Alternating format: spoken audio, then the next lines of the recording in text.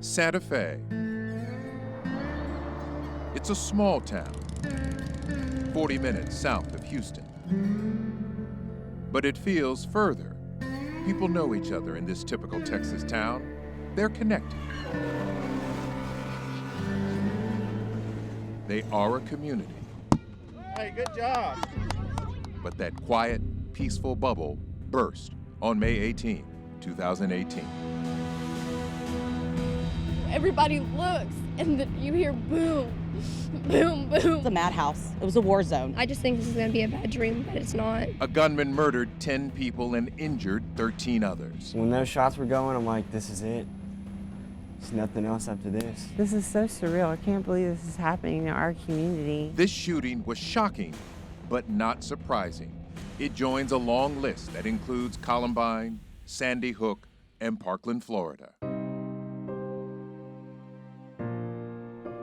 If it wasn't for Gary and the other officers that dragged me out of there, I wouldn't be sitting here. The truth is, school shootings happen. They can happen anywhere at any time. And while they still manage to shock and sadden the entire nation, He loved to laugh and to smile. eventually the headlines stop, the spotlight fades, and the country moves on. Now, this quiet community and the families that have lost so much are trying to find a way forward. She died doing what she loved to do. I need to get help. If I think about it, I can still feel it, like, to this day. Santa Fe, 1 year later.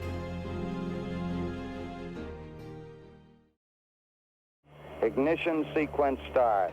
50 years ago, Liftoff. We have a liftoff. 32 minutes past the hour. it happened. Liftoff on Apollo 11. A dream turned into reality. The Eagle has landed. The first man walked on the moon. Man on the moon. We choose to go to the moon in this decade and do the other things, not because they are easy, but because they are hard. Tonight, we celebrate the accomplishment. The three men on Apollo 11. We copy you down, Eagle. Neil Armstrong, Buzz Aldrin, Michael Collins, They've got the flag up now, and you can see the stars and stripes on the lunar. and the 400,000 people who made the trip possible. We mark this milestone by remembering our past, embracing our future, and Houston's role in it.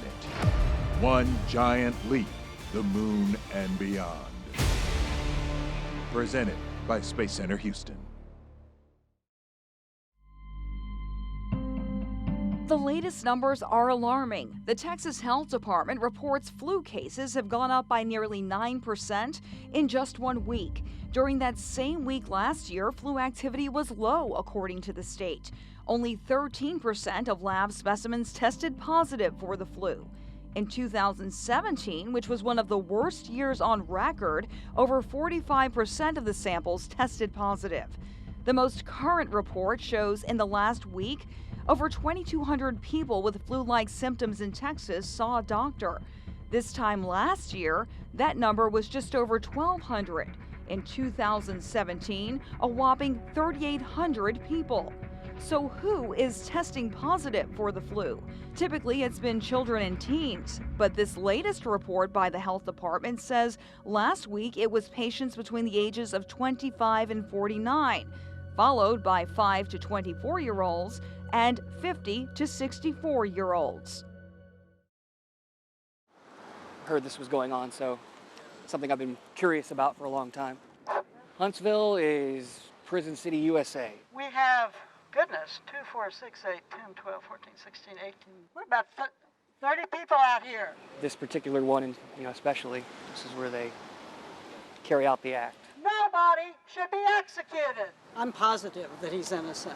Larry Swearingen was every mom and dad's worst nightmare. Larry Swearingen, if you can hear us. He was someone that could look you right in the eye and stab you in the back. Know that there's 2 or 3 dozen people out here. Or strangle you with a pair of pantyhose. Supporting you. The courts, I think, got it right. And protesting this damn murder. I have a personal responsibility to stand in the face of violence. We just got word from his brother that the Supreme Court has rejected the appeal.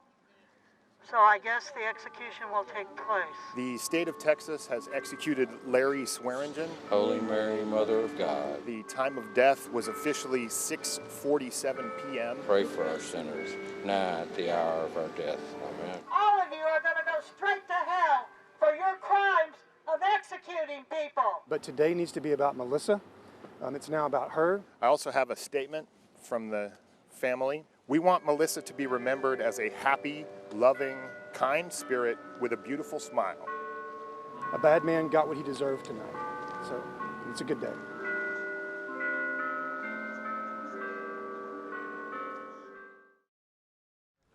Good grief. A familiar sight after a flood. Such a mess. But for the Holloways, it's a first of its kind. Dang. Shoot. 30 years made this house into a home, but it took just several hours to gut it. The water just came so fast that it was like, it's scary, really. And just like the storm's fury rushed in, so has help from volunteers now that the water has receded. They said, we know how to do this, we've been through this, went through this in Harvey with other friends, let us come help you. Those who came to the rescue say it's about stepping up when somebody in need is feeling low. What can I do?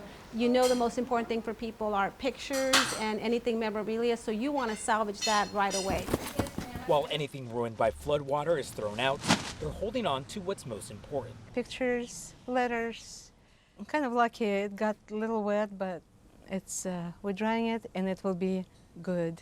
It's that kind of positivity and humor that's getting the Holloways through their first flood. You know, I think we'll walk through this, I want to say victoriously, but you know, in a positive way. So. Okay, people, listen up. He's a living American legend, immortalized in Hollywood film. I believe this is going to be our finest hour. This room here has been home. From inside Mission Control, former NASA flight director Gene Kranz helped land American men on the moon. 50 years after the historic Apollo 11 landing, Kranz is back in the room where humanity's greatest feat unfolded. When I walk into the room, I don't have to relive it. As soon as I walk into this room, this seems crazy, but I hear things. Kranz was already a rising star at NASA when he heard President John F. Kennedy challenge the nation. We choose to go to the moon in this decade and do the other things, not because they are easy, but because they are hard. It was a great time for America, and Kennedy's speech, I think, ignited the fire. Let's go do it. Next stop for them, the moon. Liftoff. We have a liftoff. Kranz watched Apollo 11 blast off into space. Now you're accelerating down there. And you can almost feel it. I believe 100% that we're going to be successful. We're going to land that crew on the moon. You're looking good. 4 days later, on July 20th, we are all arrived here early dawn. Kranz and his team of controllers walked into Mission Control with a lunar landing within reach. Nobody can come in or out until we have either landed, we have crashed, or we have boarded. Those are the only three outcomes from now on. And it's now between me and my team and the crew in the spacecraft. They're the only people that exist in the universe. For the next few hours, the Apollo 11 astronauts faced daunting challenges. Mission Control worked each problem. It was a battle. We had problems with communication, we had problems with navigation, computer program alarms, etc. Every solution got them closer to the surface of the moon. We're going to make this the first manned lunar landing. Going forward, drift into the right a little. Houston, the Eagle has landed. With just 17 seconds of fuel left in the tank. And we're getting a picture on the TV. Boy. Okay, we're going to be busy for a minute. The world celebrated, but Kranz and his crew still had work to do. Okay, T1, stay, no, stay. Retro, stay. Fido, stay. Guidance, stay. We celebrated 2 hours after the landing. Okay, Neil, we can see you coming down the ladder now. The surface appears to be very fine-grained as you get close to it. It's almost like a powder. Finally looked up and could see the moon up there. You could see the thing up there and say, hey, we just landed on the moon. That's pretty cool. The success of Apollo 11 was way more than cool. It remains the defining moment in human history. People started believing in themselves and what they can do. Now at 85 years old, Kranz still finds himself captivated by the moon and its mystery. This NASA giant believes the moon is still calling. To me, it's out there. And it basically says, I'm still here. Come and get me.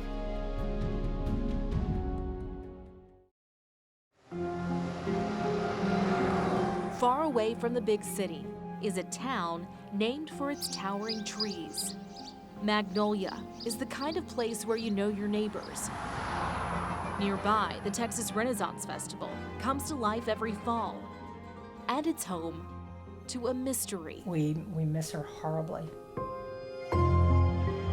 Danielle Sleeper disappeared almost 5 years ago. There was never a time that we would not hear from her for maybe more than a couple of days. Her parents, Dinah and Charles Street. And she loved her kids. She was probably a bigger kid than the kids. Saturday, March 21st, 2015, Danielle spent the day with friends and they decided to make dinner. So it was just kind of more of a get-together, a barbecue, get with friends kind of thing. The get-together went late into the night. Friends told police the last time they saw Danielle, she was outside arguing with her husband, Austin. Danielle's friend who hosted the barbecue talked to us on the phone from Oklahoma. He was really mad. They started arguing outside. We could hear them, and then they ended up leaving. But the last time investigators say Austin told them he saw Danielle was at their home the next day. He said Sunday morning she was sleeping on the couch when he left to run errands. He just kept saying that she ran off, that she'd probably be back in a few days. That Monday, Danielle's sister, Tana Cross, drove over to Austin's home, worried. Like I said, nothing was sitting with me well. Danielle's purse and cell phone were missing, but her car, clothes, and medication were still there. So I told him, I said, we need to call the cops. We're not going to wait. You need to call and report her missing. Austin did call the Montgomery County Sheriff's Office Monday night, starting their investigation into Danielle's disappearance. A week later, deputies got this search warrant for their mobile home to look for evidence of murder and/or aggravated assault with a deadly weapon and/or tampering with physical evidence. The warrant also allowed police to seize Austin's truck, phone, and tablet, but the search didn't provide any clues to where Danielle is. So everybody that was in contact with her in those last few hours is still a suspect. At the Montgomery County Sheriff's Office, Sergeant Paul Haas heads up the investigation. The case file still sits in his office. She's out there, and it's not something I'm willing to let go of yet. A reminder, there's more work to do. Danielle does not seem to me to be the kind of person that would just abandon her children, abandon her life, leave everything behind, and not have any contact with her mom, her dad. That's not who she appeared to be to me, which leads me to believe that there's probably some foul play involved in her disappearance. Danielle's family's obviously frustrated because they don't have answers. Right, there's no closure there. What are you still doing to find their daughter? So we're still talking to people. I'm working with the Texas Rangers in this case, and we're going to be doing some more interviewing of people.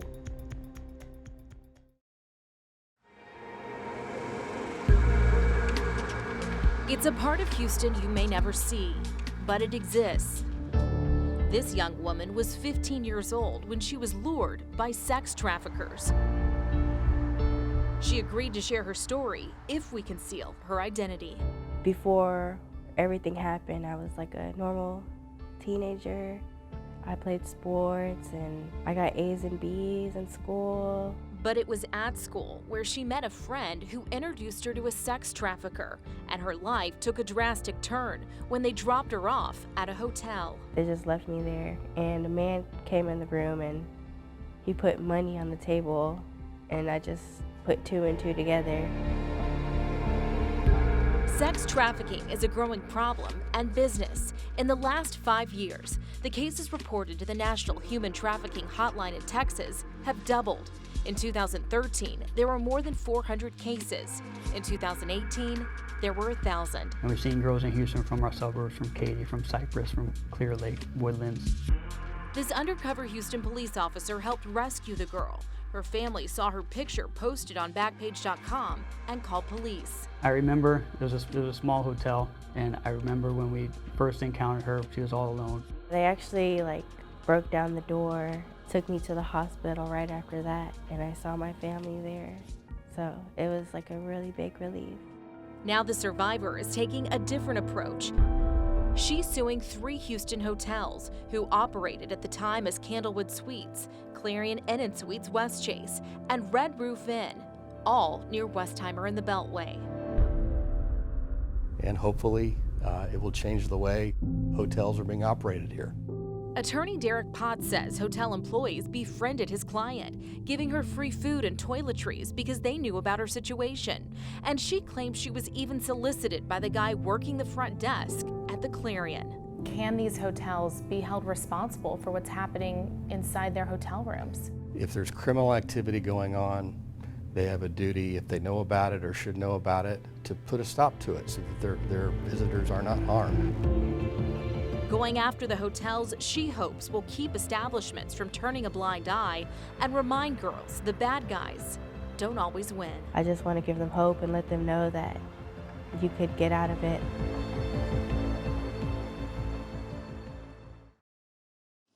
I'm from Texas. It doesn't take much time. Need I say more? To realize where Sheldon Cooper is from. Prairie sky is wide and high, deep in the heart. Okay, stop. Of Texas. But it's Jim Parsons, the Klein, Texas native, disguised behind those crazy colored t-shirts. Divided by the square root of 3. Decades have passed, but for Miss Lang, The whole sample space. it's as if time stood still. For your troubles. Sometimes when he turns or he makes an expression or something, I remember the Jim from 7th grade. I'm sick. Thank you very much. He couldn't have graduated if he didn't pass 7th grade math, so I did something. Then Jim headed off to high school. Look, it's his freshman picture. Aww. Where the young Sheldon remains. Right here. Printed in black and white. He looks a lot different. The yearbook telling a different tale. You'll see me on the television or hear me on the radio doing the news. That's so weird. Of Parsons wanting to be a meteorologist. His high school drama teacher says he ended up on stage. But he didn't have any aspirations, I don't think, of being on stage. When he auditioned for me, immediately he was cast. Where he stole the show. It's the it thing, and Jim had it. And it became even more clear. I know exactly when I met him. When Jim became a Houston Cougar. I mean, there was never any question whether this young man could do it or not. Oh, no. But the future is the one thing a teacher I had no idea. Can never know. You shot your spit in my mouth. But I always felt like Jim had a leg up on everybody else. I'm not crazy. My mother had me tested. He's always going to be just one of my kids. I feel like he belongs to me. It's been 279 episodes of lines. No, that's not fair. And laughs. Bloopers. And bazinga. Bazinga. 12 unforgettable years. I'm gonna miss you. Of course you are. But it all began back here on this little wooden stage where Jim Parsons got his Penny. first big Peace out. bang.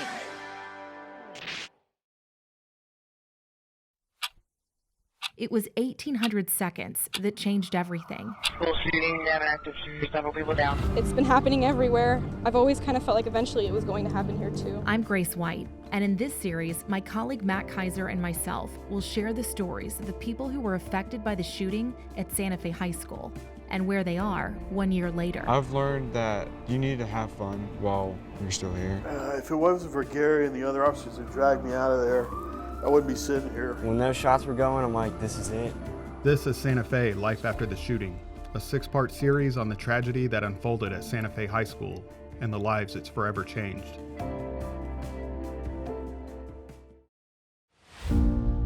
You're part of something bigger than you. You're part of something like you've never been part of before. Run it back, let's go! Go! Come on, press. Get off, there you go, good job. We're not telling you it's gonna be easy, we're telling you it's gonna be worth it. 1, 2, 3, go! Let's go, get these spots. We're not flashy, but we can be if the occasion calls for it. Final play of the game. Gonna heave it for the end zone, and it is caught! It's caught! It's a touchdown for a state championship winning touchdown. Everybody knows that the North Shore way is the best way. Just putting on that jersey every Friday night and earning that right to be a Mustang, it's a blessing. You're gonna lose some battles. Learn from it. Turn the page. Let's play the next snap. We are North Shore. We are the Mustang. The Mustang. So come on, give us your best shot. This is our program.